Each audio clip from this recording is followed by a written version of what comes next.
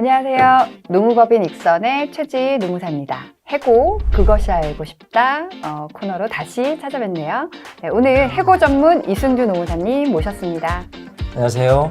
노무법인 익선의 대표 노무사입니다. 이승주 노무사입니다. 일반인의 시각에서 생생하게 질문을 또 전달해주고 계시는 손지민 손해사정사님 모셨습니다. 반갑습니다. 이번 주제는 권고사직입니다.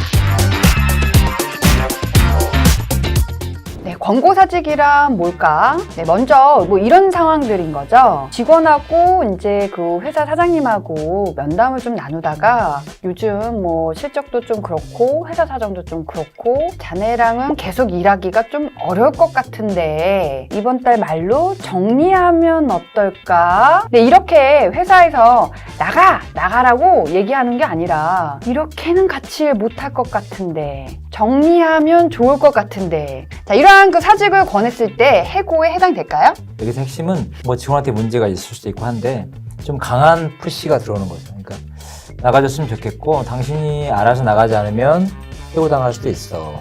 예를 들면 이렇게 좀 강하게 압박을 하면서 사직을 권유인데 약간 강권 정도로 봐야 되겠죠.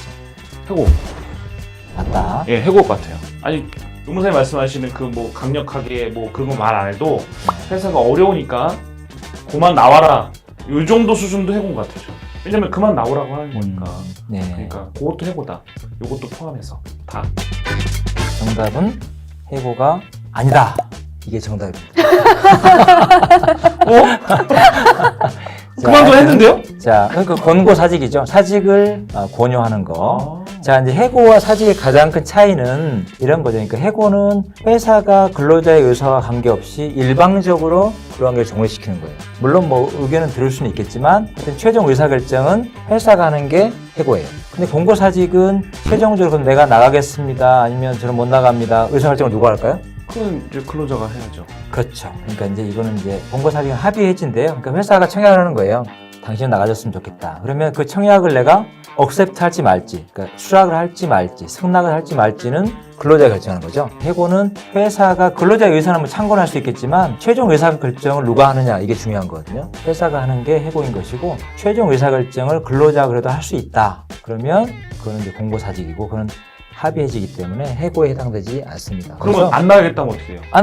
안 나가겠다고 할 때는 회사가 할 수 있는 게 해고죠. 해고를 시키든지 아니면 그냥 계속 근무를 시키든지 둘 중에 하나죠. 그러니까 지금의 질문은 그 전 단계이기 때문에 단계니까. 해고가 아니다. 그러니까 여기서 이제 좀 우리가 알아야 될 것은 사직을 권고하는 정도가 중요한데요. 비교적 강하게 푸시를 한다 하더라도 이게 어떤 협박이나 어떤 강요에 이를 정도가 아니면 그러니까 자신의 어떤 자유의사를 어떤 그 저해할 정도에 해당되지 않으면 본인이 결정적으로 본인이 결국은 최종 결정을 하는 거지 않습니까? 그렇기 때문에 비교적 강한 권유, 아까 말씀드렸듯이 당신이 이런 문제가 있고 나는 당신이 나가줬으면 좋겠어. 만약 당신이 알아서 안 나가면 나는 해고도 할 수 있어. 이렇게 강한 압박이 있다 하더라도 최종 의사결정권을 근로자한테 준 거기 때문에 이거는 해고에 해당되지 않는다. 이렇게 보시면 됩니다. 여기서 힌트는 뭐냐면 이렇게 좀 비교적 강하게 푸시를 한다 하더라도 해고에 해당되지 않는다라는 거고요. 그렇기 때문에 문제가 있는 직원이 있다 할 때 무리하게 해고할 필요는 없습니다. 해고는 늘 부당해고 리스크가 따르기 때문에 무리하게 해고하는 것보다는 조금 강하게 푸시를 해서 권고사직으로 접근을 할 경우에는 만약에 근로자가 그걸 수용하게 되면 법적으로 리스크가 없게 되기 때문에 문제가 있는 직원에 대해서는 무리하게 해고하는 것보다는 권고사직으로 접근하시는 것이 좋다. 이렇게 이해하시면 되겠습니다. 그거는 근데 근로자는 그렇게 받아들이면 네. 다 해고로 받아들일 것 같아요. 근데 이런 경우에 되게 이제 사직서를 같이 또 우리가 제시를 한다든지 하기 때문에 거기 사인을 안 하면 되는 거예요. 안 했는데 만약에 회사가 일방적으로 뭐 다음 주부터 나오지 말라는 하게 되면 그 자체가 해고가 되는 것이죠. 만약 회사에서 이렇게 사직서까지 주면서 예. 우리가 어려우니까 너 나가라 그러면은 다 그래도 해고로 인식할 것 같아요. 인식은 그렇게 하지 법률적으로는 해고가 아니다. 아니다는 거죠. 내가 그게 사인할지 안 할지는 내가 결정할 수 있기 때문에. 만약에 거기까지는 뭐 예를 들면 회의실에 뭐 이렇게 감금을 한 상태에서 뭐 강압적으로 뭐 그렇죠. 쓰거나. 예. 그런 경우는 근데 거의 없죠, 사실은.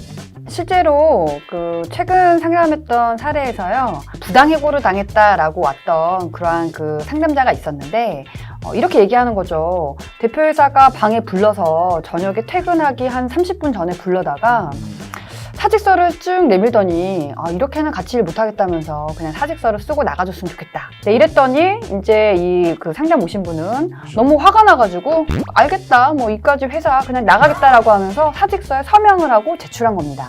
그런데 나중에 생각해보니까 너무 억울한 거예요. 이렇게 나가는 건 이렇게는 내가 못 나가겠다. 네, 해서 이제 다음날 사장님께 내가 항의를 해도 될까요? 이거 부당해고로 이제 걸어도 될까요? 이런 질문 많이 하시거든요. 오늘 그 답이 되셨나요? 회사가 사직을 권고했을 때 만약 이에 대해서 내가 수락했다면 이 경우에는 스스로 어떤 강요나 강압에 의해서 사직서를 쓴 게 아닌 이상 사직으로 보기 때문에 해고는 아니다 라고 하는 그러한 결론이었습니다. 오늘도 유익한 시간 되셨나요? 네, 다음번에도 유익한 컨텐츠로 다시 찾아뵙도록 하겠습니다. 구독과 좋아요. 구독. 많이 눌러주세요.